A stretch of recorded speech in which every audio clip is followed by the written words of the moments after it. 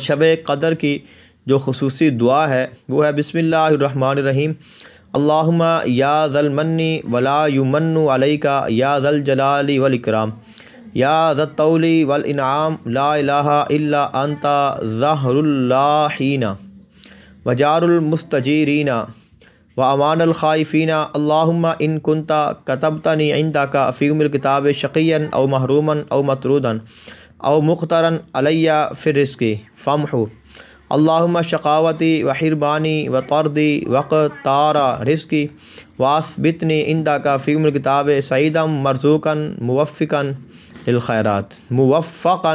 लिल खैरात। फ़इन्नका क़ुल्ता व क़ौलुकल हक़्क़ु फ़ी किताबिकल मुनज़्ज़ल अला लिसान नबिय्यिकल मुरसल यम्हुल्लाहु मा यशाअ व युस्बितु व इंदहु उम्मुल किताब। इलाही बित्तजल्लिल आज़म फ़ी लैलतिन निस्फ़ि मिन शअबानिल मुकर्रम अल्लती युफ़रक़ु फ़ीहा कुल्लु अम्रिन हकीम व युबरमु अन तक्शिफ़ अन्ना मिनल बलाए मा नअलमु व मा ला नअलमु व मा अंत बिही अअलमु इन्नका अंतल अअज़्ज़ुल अकरमु। व सल्लल्लाहु अला सय्यिदिना मुहम्मदिन व सल्लल्लाहु अला सय्यिदिना मुहम्मदिन व आलिहि व अस्हाबिहि व सल्लम।